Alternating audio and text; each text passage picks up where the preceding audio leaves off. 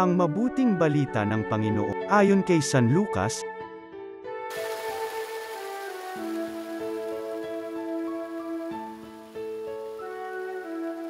Si Maria ay nagmamadaling pumunta sa isang bayan sa kabululan ng Juda. Pagdating sa bahay ni Zacarias, binati niya si Elizabeth. Nang marinig ni Elizabeth ang bati ni Maria, naggagalaw ang sanggol sa kanyang tiyan.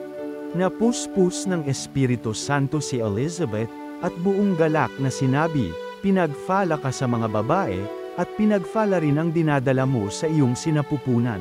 Sino ako upang dalaoy ng ina ng aking Panginoon? Sapagkat pagkarinig ko ng iyong bati ay naggagalaw sa tuwa ang sanggol sa aking tiyan. Mapalad ka sapagkat nanalig kang matutupad ang ipinasasabi sa iyo ng Panginoon." At sinabi ni Maria, "Ang puso ko'y nagpupuri sa Panginoon. At nag-agalak ang aking espiritu dahil sa Diyos na aking tagapagligtas. Sapagkat nilingap niya ang kanyang abang alipin.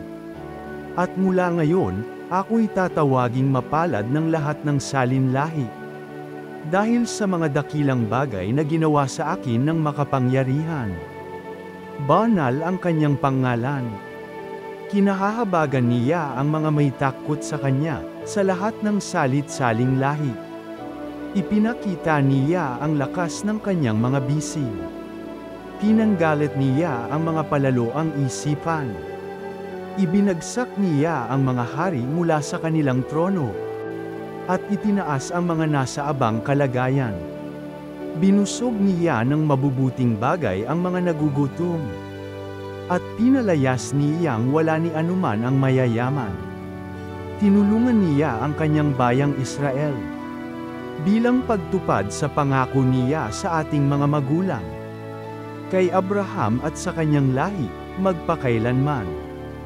Tumira si Maria kina Elizabeth ng may 3 buwan, at saka umuwi. Ang mabuting balita ng Panginoon.